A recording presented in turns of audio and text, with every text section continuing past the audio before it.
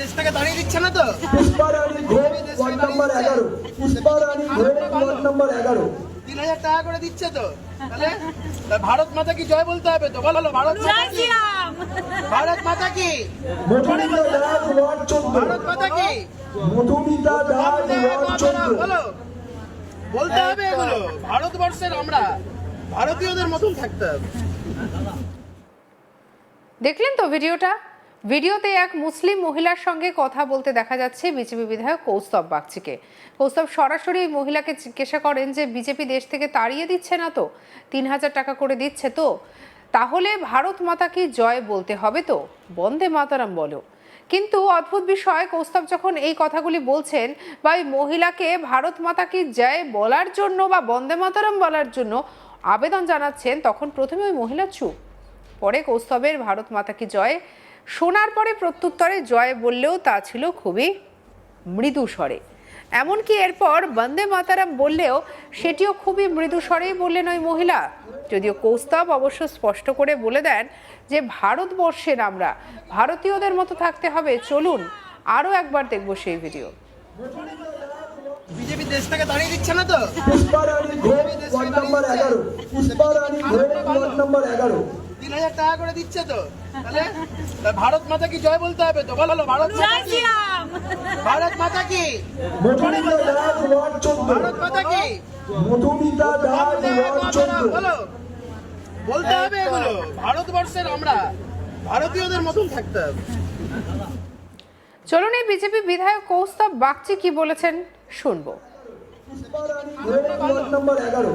আমি ওনাকে বলতে হবে এইভাবে কথাটা, যেভাবে আপনি বলছেন সেভাবে বিষয়টাই নয়।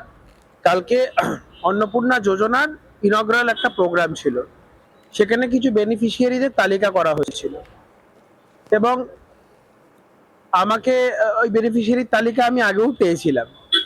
সেই বেনিফিশিয়ারির তালিকাতে আমরা দেখেছিলাম যে মুসলিম সম্প্রদায়ের মানুষজনও রয়েছে। আমাদের যদি আপনারা যেভাবে আমাদের মুসলিম বিরোধী হিসেবে আপনারা দাগাচ্ছেন বা বলতে চাইছেন, যেভাবে বলছেন, অনেক জায়গাতে বলছেন, মানে আমি আপনার কথা বলে বলছি না, অনেক জায়গাতেই বিভিন্নভাবে বলছে, তাহলে তো আমরা মুসলিম বেনিফিশিয়ারিদের রাখতামই না। আমরা তাদের হাতে কাগজও তুলে দিচ্ছি, তাদের অ্যাকাউন্টে টাকাও যাচ্ছে। আমি শুধু প্রোগ্রাম থেকে যখন আমি স্টেজ থেকে যখন নেমেছি, দুজন মহিলা বসেছিলেন, ওনাকে আমি শুধু বললাম যে বিজেপি দেশ থেকে তাড়িয়ে দিচ্ছে না তো। কারণ আমি জানি এই দুজন মহিলা ওরা অ্যাক্টিভলি তৃণমূল কংগ্রেসের সাথে জড়িত ছিল এবং আমি বিভিন্ন সময় যখন ক্যাম্পেনে গেছি বিভিন্ন মুসলিম এরিয়াতে, তারা বিভিন্নভাবে বিজেপির বিরুদ্ধে আচরণ করেছে।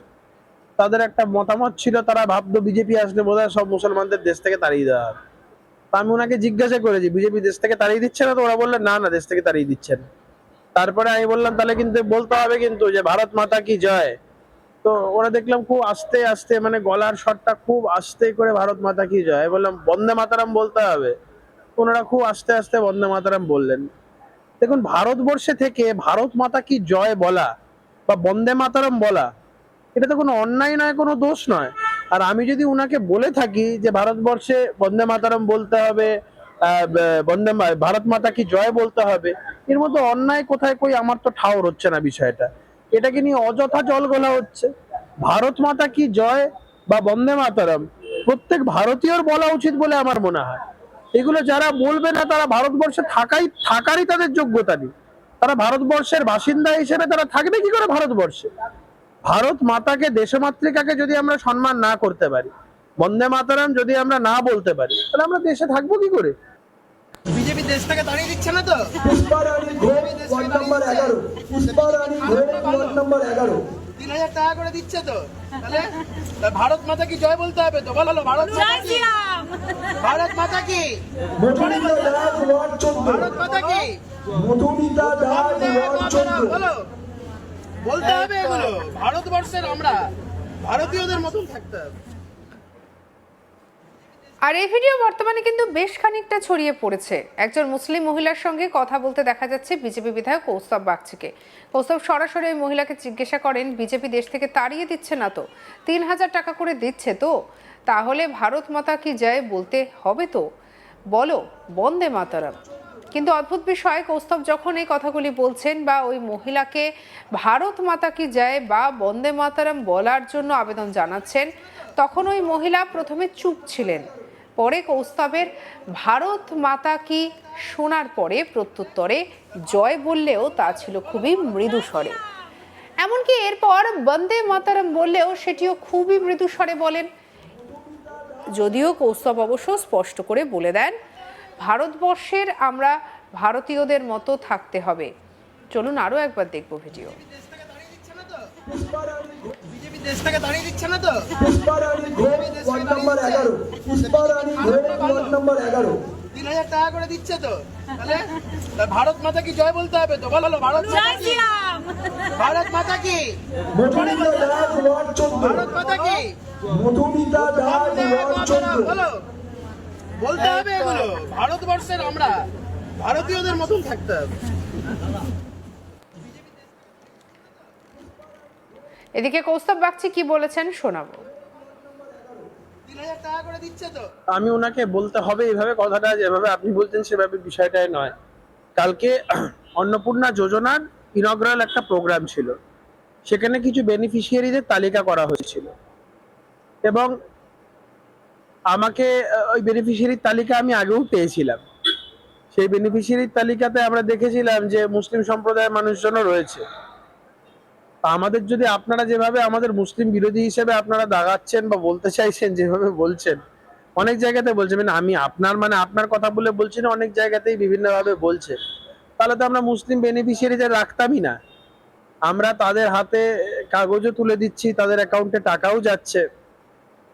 আমি শুধু প্রোগ্রাম থেকে যখন আমি স্টেজ থেকে যখন নেমেছি, দুজন মহিলা বসেছিলেন, ওনাকে আমি শুধু বললাম যে বিজেপি দেশ থেকে তাড়িয়ে দিচ্ছে না তো? কারণ আমি জানি ওই দুজন মহিলা ওরা অ্যাক্টিভলি তৃণমূল কংগ্রেসের সাথে জড়িত ছিল এবং আমি বিভিন্ন সময় যখন ক্যাম্পেনে গেছি বিভিন্ন মুসলিম এরিয়াতে, তারা বিভিন্নভাবে বিজেপির বিরুদ্ধে আচরণ করেছে। তাদের একটা মতামত ছিল, তারা ভাবতো বিজেপি আসলে বোধহয় সব মুসলমানদের দেশ থেকে তাড়িয়ে দেওয়া হবে। তো আমি ওনাকে জিজ্ঞাসা করেছি বিজেপি দেশ থেকে তাড়িয়ে দিচ্ছে না তো? ওরা বললেন না, দেশ থেকে তাড়িয়ে দিচ্ছে না। তারপরে আমি বললাম তাহলে কিন্তু বলতে হবে কিন্তু যে ভারত মাতা কি জয়। তো ওরা দেখলাম খুব আস্তে আস্তে, মানে গলার স্বরটা খুব আস্তে করে ভারত মাতা কি জয় বললাম, বন্দে মাতারাম বলতে হবে। ওনারা খুব আস্তে আস্তে বন্দে মাতারাম বললেন। দেখুন, ভারতবর্ষে থেকে ভারত মাতা কি জয় বলা বা বন্দে মাতারাম বলা, এটা তো কোনো অন্যায় নয়, কোনো দোষ নয়। আর আমি যদি উনাকে বলে থাকি যে ভারতবর্ষে বন্দে মাতারাম বলতে হবে, ভারত মাতা কি জয় বলতে হবে, এর মধ্যে অন্যায় কোথায় কই আমার তো ঠাউর হচ্ছে না বিষয়টা। এটাকে নিয়ে অযথা জল গলা হচ্ছে। ভারত মাতা কি জয় বা বন্দে মাতারাম প্রত্যেক ভারতীয়র বলা উচিত বলে আমার মনে হয়।